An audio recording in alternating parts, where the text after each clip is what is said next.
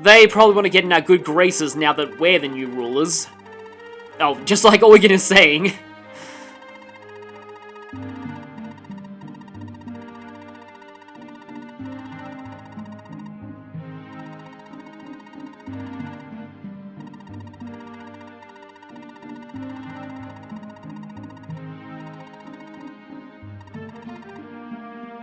Yeah, I guess we're gonna have to have a whole lot of difficult political conversations here, but that's just kind of the thing when power changes hands like this. Of course, this guy having sinister music associated with him can't be good.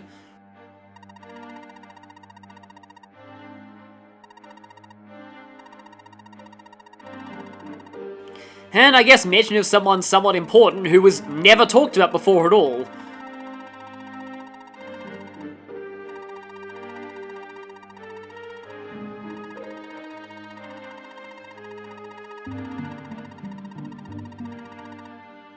You know, I think it was more that you weren't doing your job.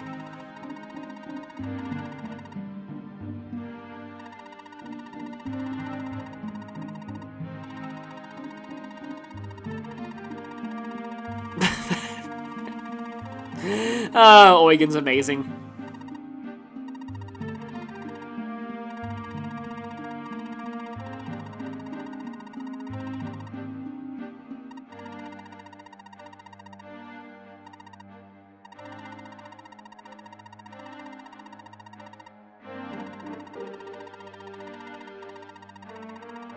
Oh yeah, because the people here all know that she's the princess.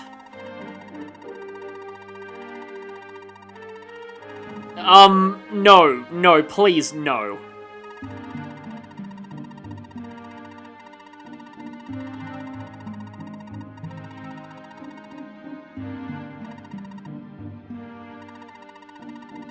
I do think it's a little strange that a plot point this major is just kind of happening out of nowhere. We never even knew who this guy was beforehand. I mean, we knew there was corruption in Reeve, but that was really the closest we got. No, I think we have a million objections, but, can we voice them without getting just destroyed here?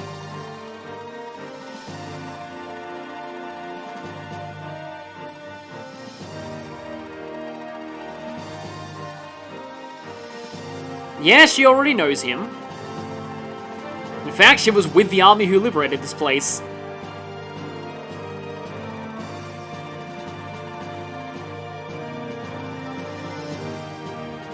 Well, she definitely looks the part of a princess now.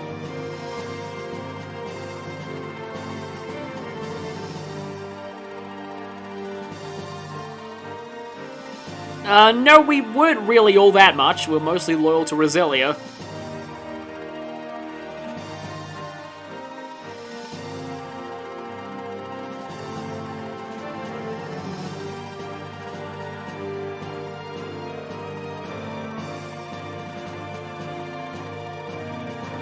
This guy actually reminds me of Lang from Fire Emblem 3, now that I think about it.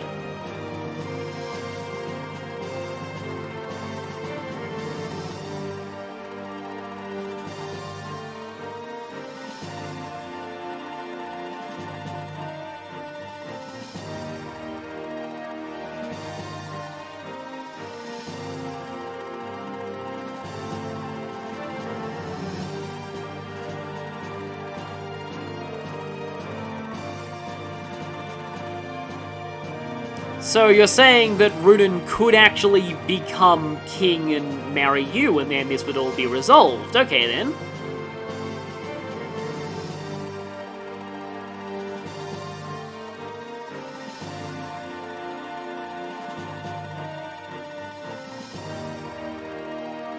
Yes, a mere nobleman.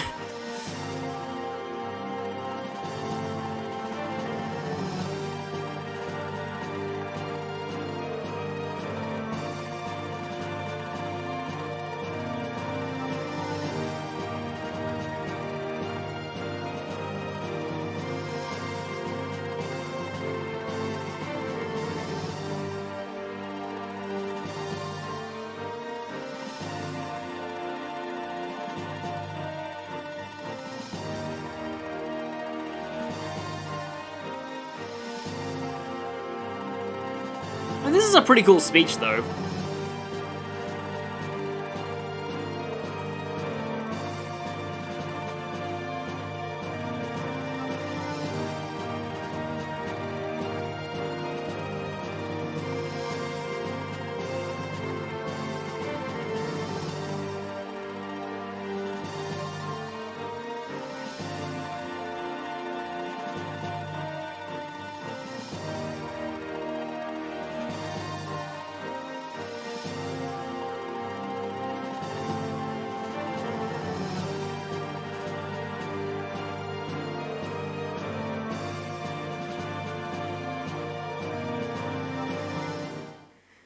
Well, that's a heavy choice we have to make, but for now...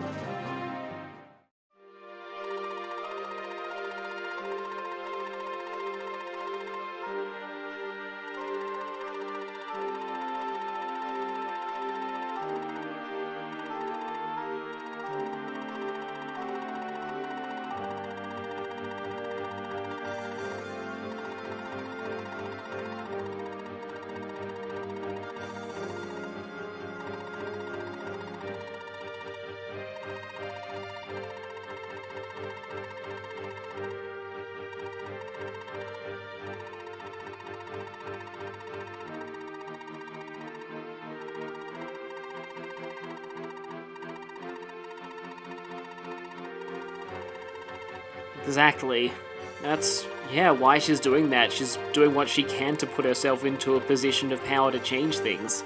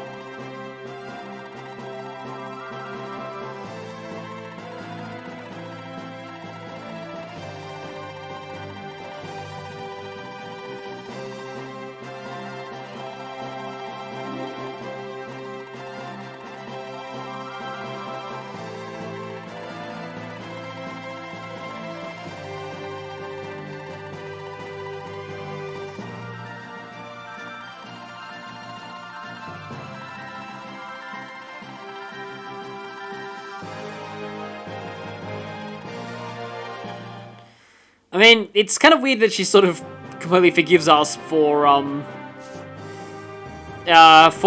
killing Julius just then, but welcome back to TearRing Saga. That was quite a lot to take in, but, yeah, last time a lot happened, and Julius fell in battle, and as Carla mentioned, Julius's whole motivation in the last fight was he was essentially committing suicide by cop as his sort of sense of penance for his role in the Empire's atrocities, so I feel like it wasn't, like, really necessary, especially since he almost took his entire army down with them because their loyalty made them stay.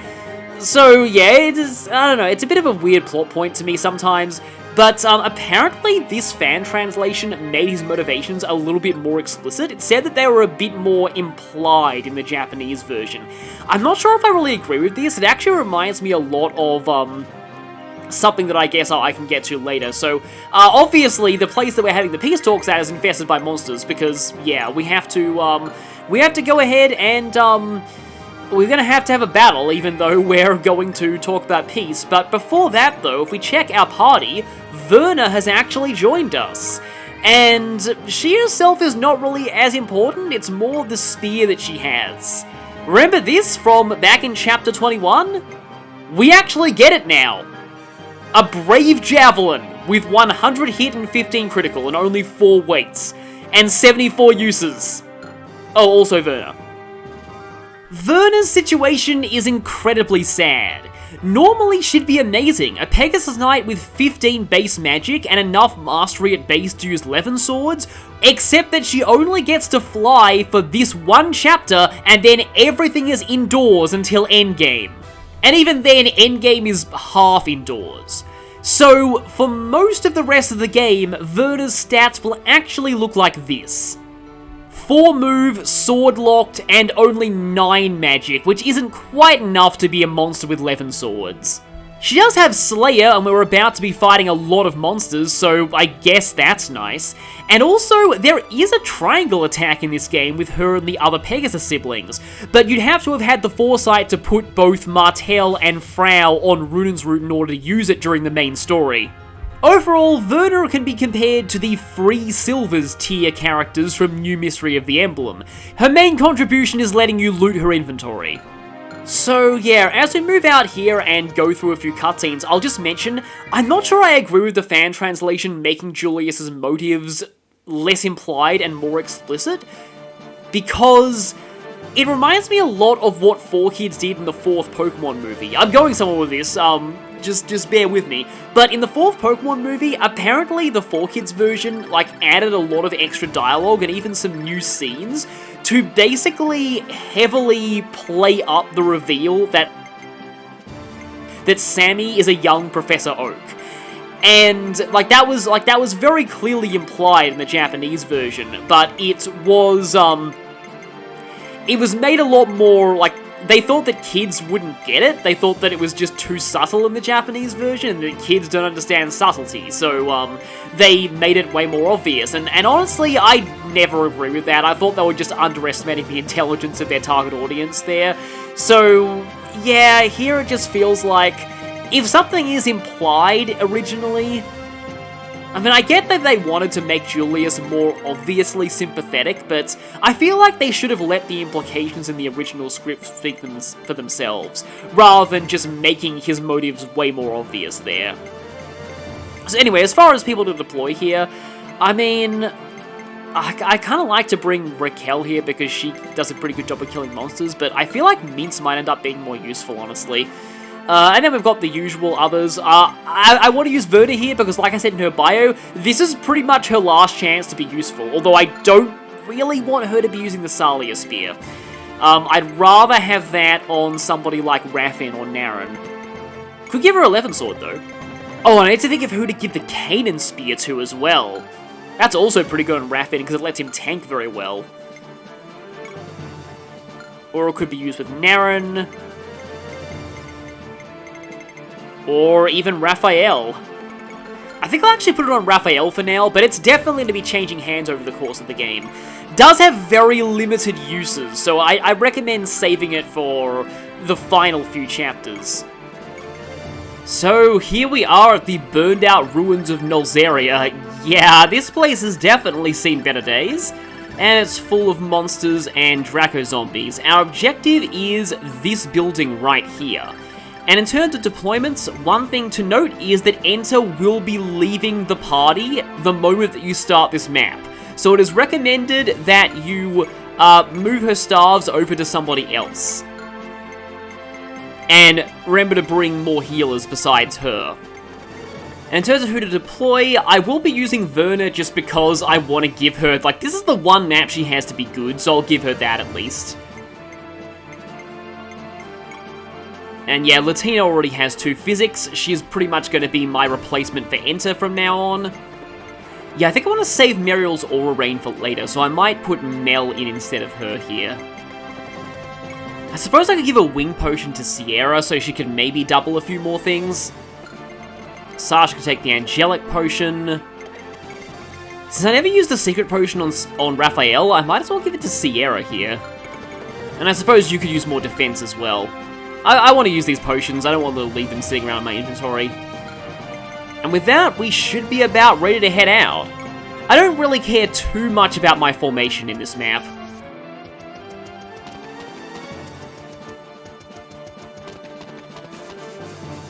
But you will want to stay somewhat away from the corners, or go close to the corners in order to ambush things. Because this is not the last of the enemies we'll be seeing here, I'll just say. This is a bit of a unique map.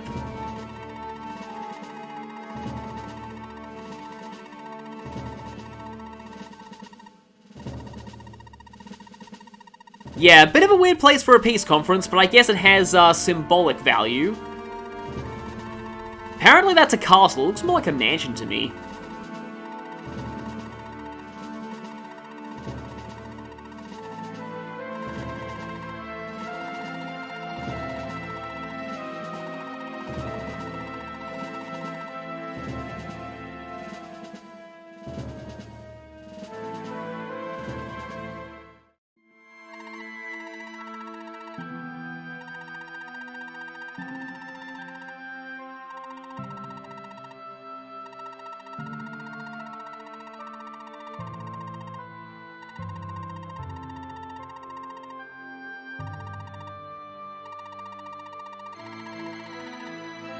And finally, the reveal to Runen.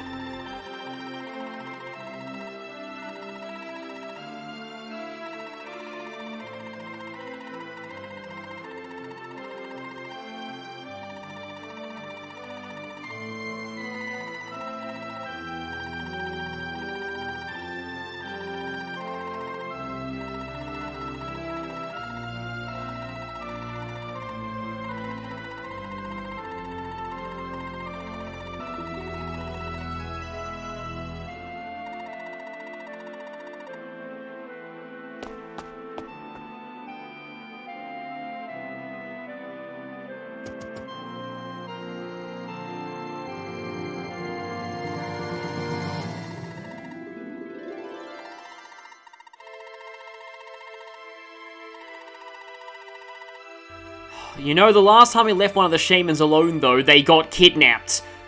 And Gwen Chaos already has 2 out of 4. We don't want to give him access to a third.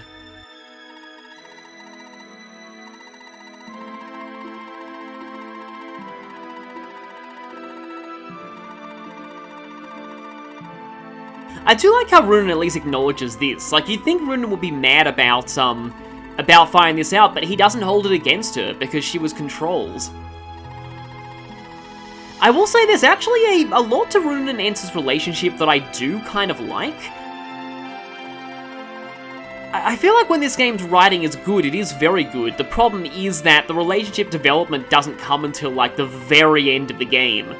We don't really get much, you know, interactions meaningfully between Runen and Enteh the whole first 2/3 of the story. It's just all front-loaded on you, or I guess I should say back-loaded on you now. And it's a shame, because, like, Runen and Enteh, I guess, has the potential to almost be Sigurd and Deirdre done right. But, I mean, I actually do have a soft spot for Sigurd and Deirdre's relationship. It's just their first meetings are very awkward. They're just sort of suddenly in love after just meeting each other. Their interactions in Heroes are pretty nice, but in the game itself, it's a little bit rushed.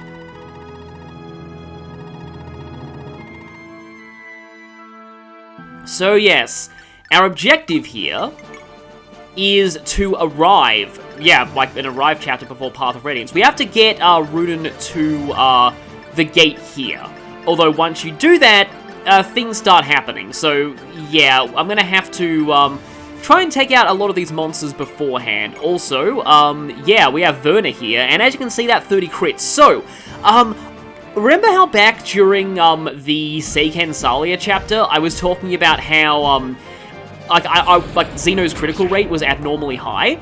Well, it turns out that Slayer does give plus 20 crit against monsters, and I had a feeling that was the case. Like, that would explain it, but it was pointed out to me more clearly in the comments. So I actually knew this, I forgot to mention this before, but the way that it works is that, I just realized there are some flyers up there.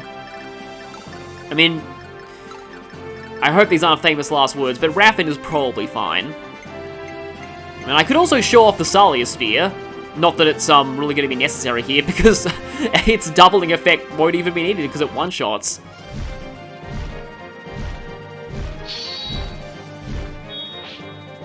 And yeah, there's an actual legendary weapon, Flash. Those debuted in Fire Emblem 4, but they continued into the mainline series even after Kaga left. But yeah, what I was saying was that the way the Slayer skill works is it doesn't give you effectiveness bonus against monsters or anything. What it does is gives you plus 20 hit, avoid, and critical against monsters. So it's kind of like the terrain skill. So I thought it was just hit and avoid, but it's also critical, which is kind of cool. But anyway, Naren is fighting something, so we all know how this is going to end. Just, Naren. And yeah, even this late, he still gains incredible amounts of experience because of Paragon. It's just, Paragon is an insane skill.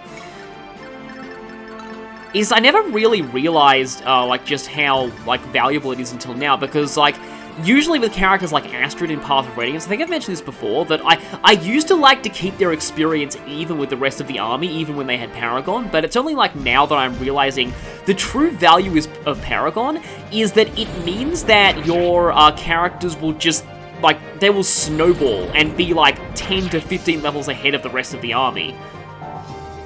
And that's sort of Saja's real asset once she promotes. I'll have to think a little bit about how I go about... oh yeah, I do still have the Arbalest. How I go about using certain people here. Let's see. I mean, this is probably not going to one-round you.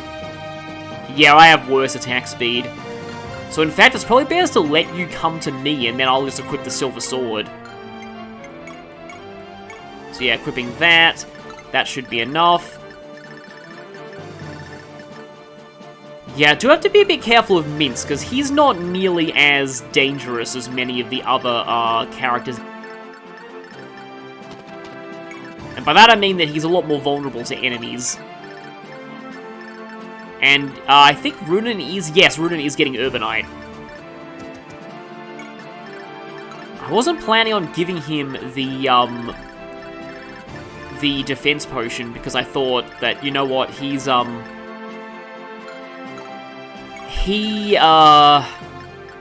don't really get him into much in the way of fights anyway, but at the same time, that could be famous last words.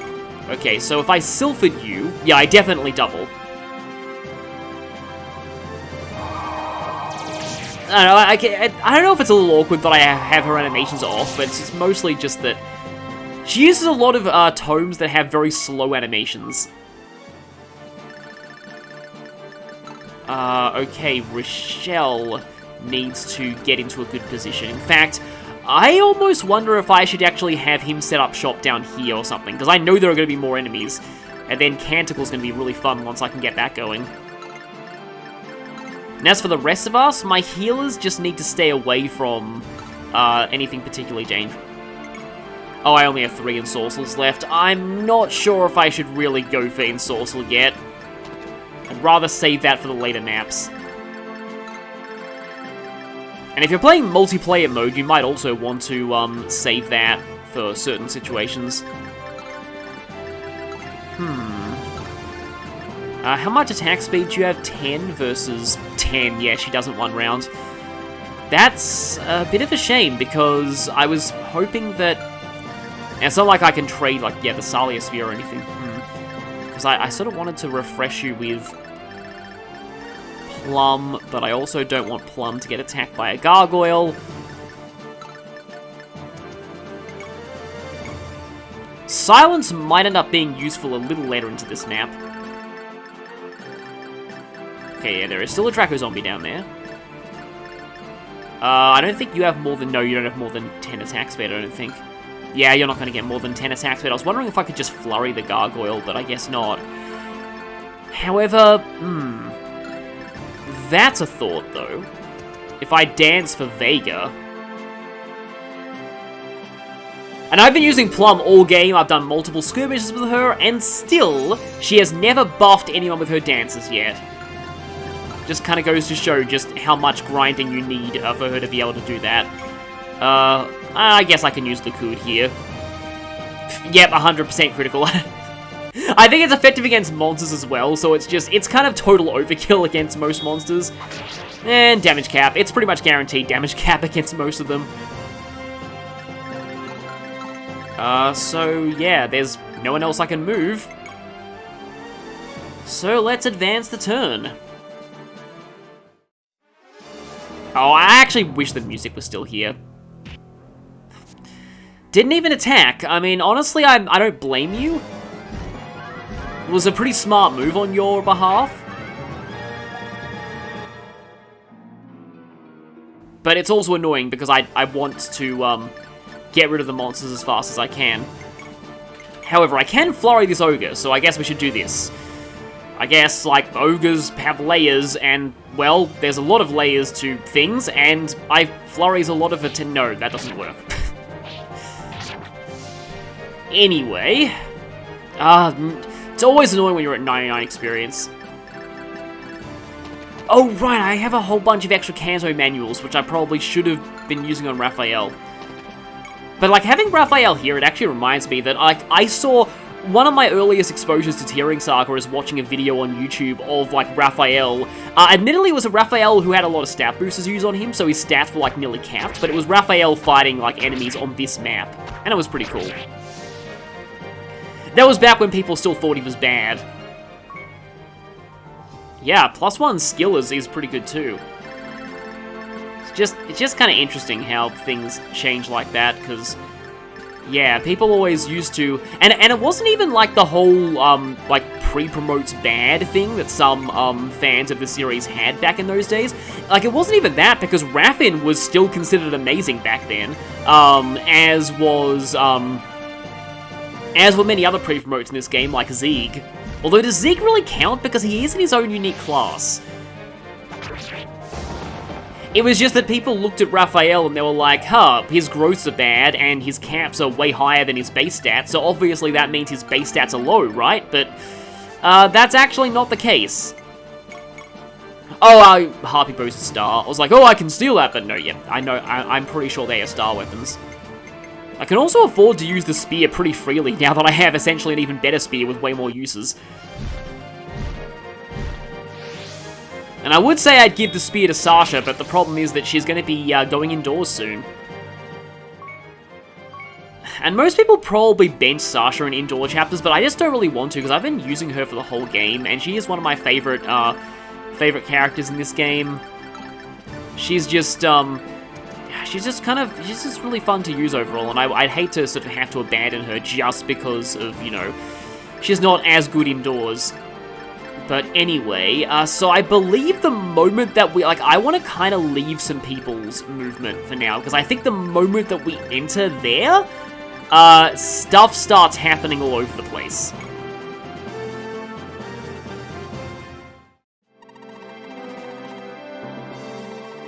And, as Eugen thought, this guy got here before us. This is our first time ever meeting Senate face-to-face, with Runen at least, because Holmes met him face-to-face earlier.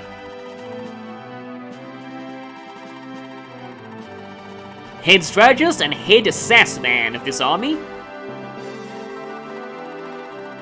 I guess Rashea is, the equivalent of Eugen for, his group.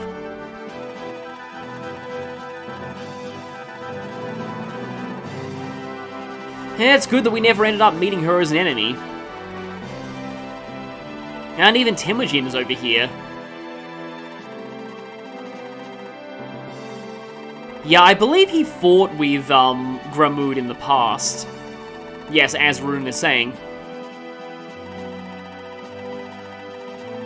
So yes, Katrina is the one who, raised Senate and Nafa, but she's also Samson's fiancée. So a lot of connections, all over the place.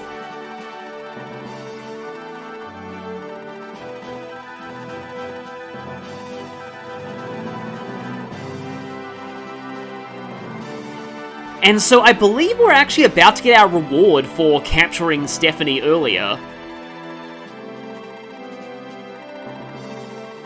Silver is still amazing.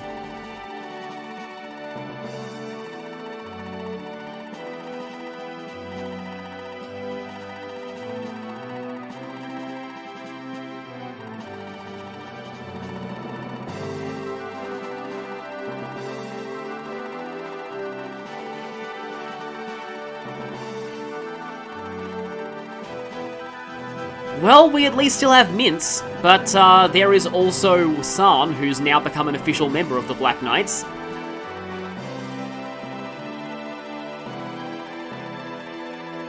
Yeah, all of this, kinda happened in Senate's off-screen story.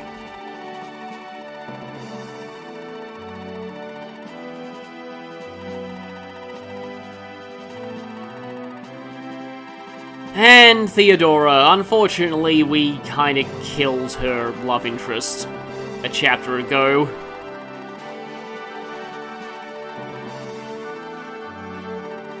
It is good to see all of these people of Canaan meeting us under good circumstances.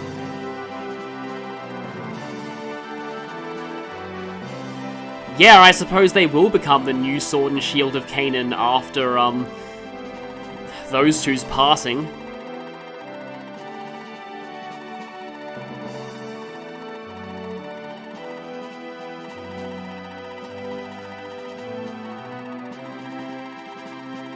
Yeah, it's not often that you see a leader of an empire in a fictional war story actually do this, like outright apologize for their country's actions during the war.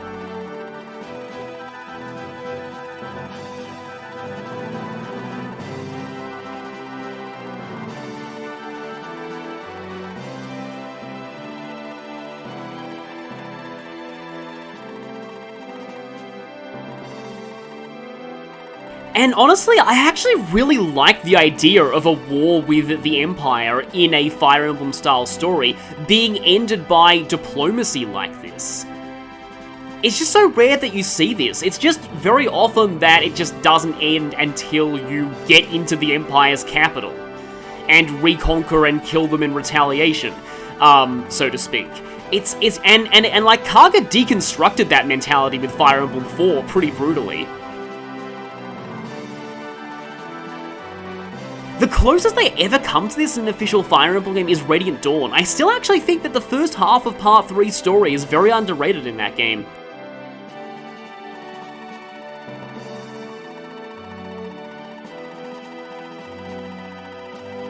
But as I've said, the real issue that I have with the story here is that it feels like the agency is a little bit out of the player's hands, because Senate is the one who reformed the Empire from the inside, and Barker killed the Emperor off well, I mean, it's not off-screen, we saw it, but Barker killed the Emperor in a cutscene. And that probably is the real sore point, and probably the reason why this kind of thing is not done more often. And I'll talk more about it after this scene is over, I guess, because we're gonna have a lot more enemies to fight in a moment. Because yes, his sister has been kidnapped, like a lot of the other maidens.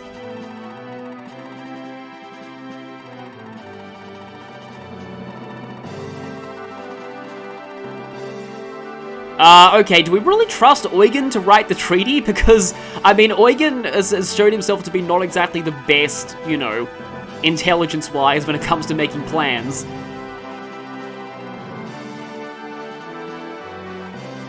Knowing him, he probably put some kind of fine print saying, everyone must agree that Eugen is awesome, and set aside one day of the year to be Eugen Day from now on. I mean, he'd totally do something like that.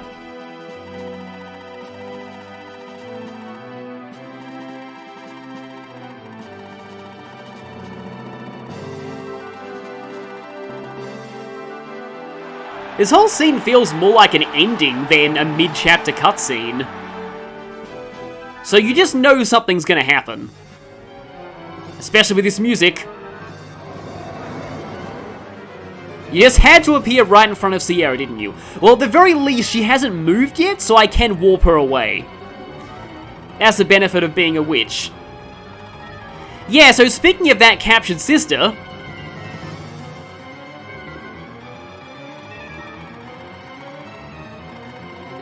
yeah, he's about to do exactly the same thing that he did, before this game started. Burning down a peace conference and killing the leaders of major nations.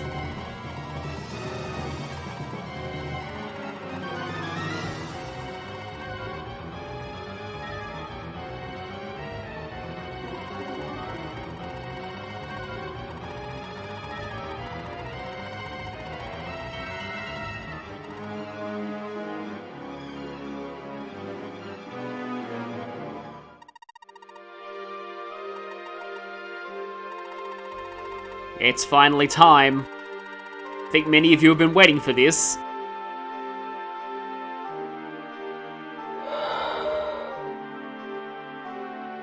The Dragon of Water emerges at last.